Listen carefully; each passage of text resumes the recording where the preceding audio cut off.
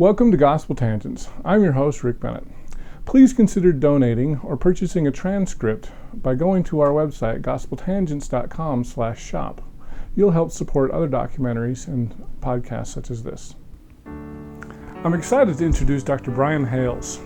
I'd say he wrote the book on polygamy, but it was so big they split it into 3 volumes. In our first conversation, we'll talk about a recent court case up in Canada where he was called to speak in a deposition. Check out our conversation.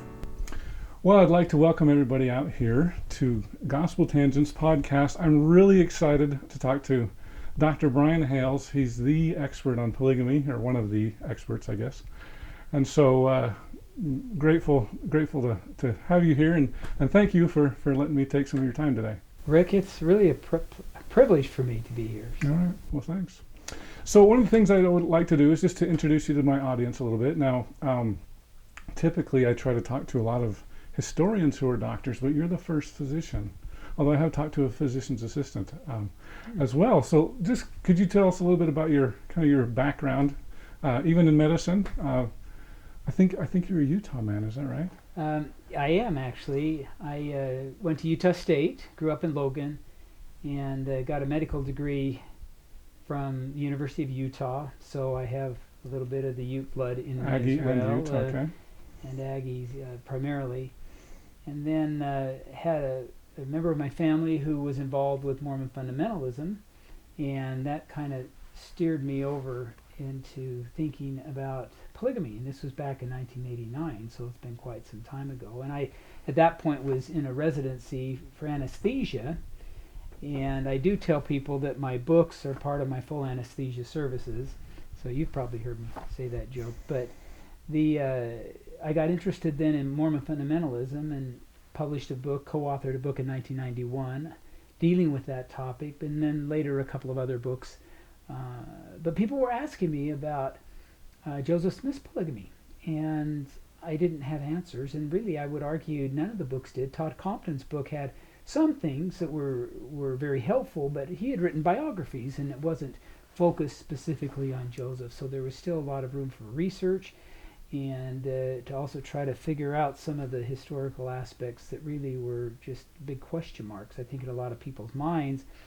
So in 2006, 2007, I hired Don Bradley, who is a dear friend, but also a remarkable researcher, and he went out and did a lot of research for me, gathered documents, and I told him, get everything, anti-Mormon or supportive, whatever he could find. Now, we wanted to get every known document, and it was interesting because after we'd been going about 6 months, it became obvious that if we kept going, eventually we would be able to put either a transcript or at least a reference to every known document on polygamy within the volumes that we were putting together. And so we got kind of excited about that, but that was mostly Don Bradley's work. But with his help, I put together 3 volumes on polygamy.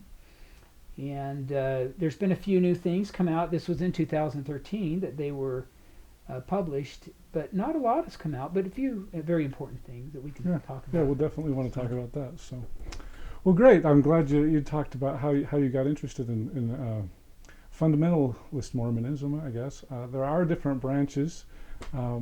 Could you just kind of briefly give a sketch of the main ones? I guess we've got FLDS, AUB. Are there any other? Could you kind of give a little background on Mormon fundamentalism? Well, do you mind if I just talk about what's going on in Canada? Sure, that'd be great. Right now, I just got back on, it was last week, a week ago today, from Cranbrook, Canada. And that is where they're holding a trial right now for 2 leading polygamists, Winston Blackmore and James Oler. And the Canadian government has a kind of a different system than we have here in the United States, in that they have a law against polygamy. It's been on the books since 1899 or before. They haven't prosecuted anybody in the last 100+ years. But what they're able to do in Canada that we don't do in the U.S. is that they can petition their Supreme Court to rule on the constitutionality of a particular law. And so in 2012, they did this to the state, well, it'd be the province of British Columbia, to the provincial court, saying, is this polygamy law constitutional? And they ruled that it was. And so they are now prosecuting the two leading polygamists, because there's a group of hundreds, not thousands, but hundreds, located about an hour and a half away from Cranbrook, where the court's being held. And so the prosecution, the attorneys, called me up and said, would you come up and be an expert? They said, we don't want you to testify for or against. And I told them, that isn't what I was interested in doing.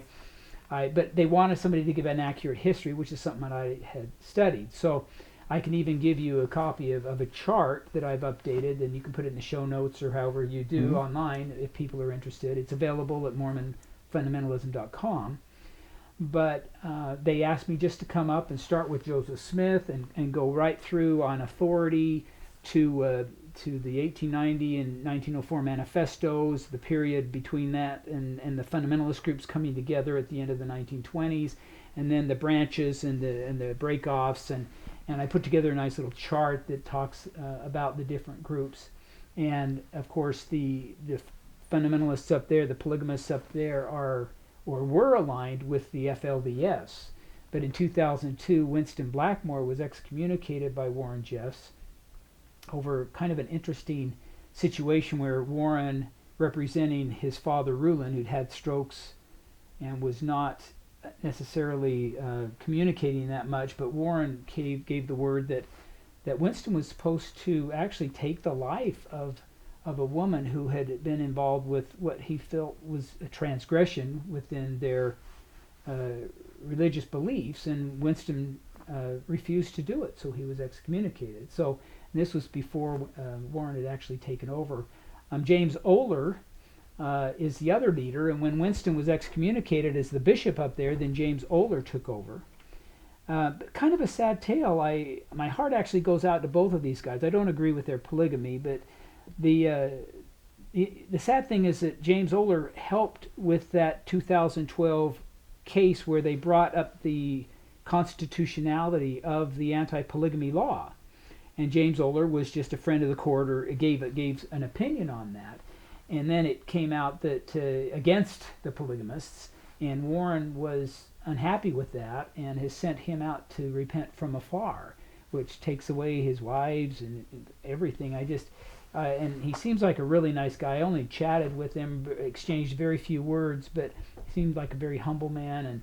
And again, I want it known that I am not up there to testify against the polygamists. There's been some people saying that isn't true. I was totally neutral on that. And Rick, I don't know if you want to know this, but personally, I don't think we should allow polygamy, either in Canada or the United States. But my reason might be a little surprising to you,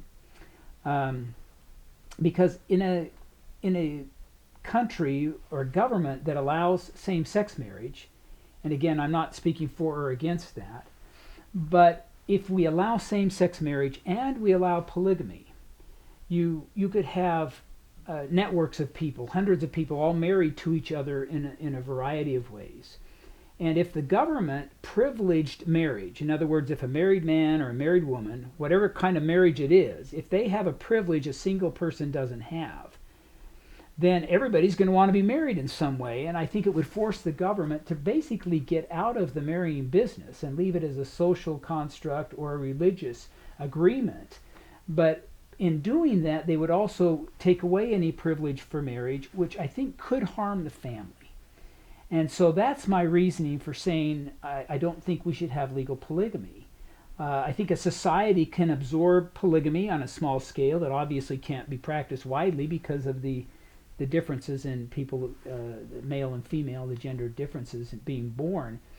But I don't think a society can absorb both of the expansions of marriage at the same time. I mean, you can do same-sex marriage or you could do polygamy. I don't think it's good for the family to do both. I hope you enjoyed our discussion with Dr. Brian Hales. In our next discussion, I'll ask him if there are differences between biblical polygamy and Doctrine and Covenants 132.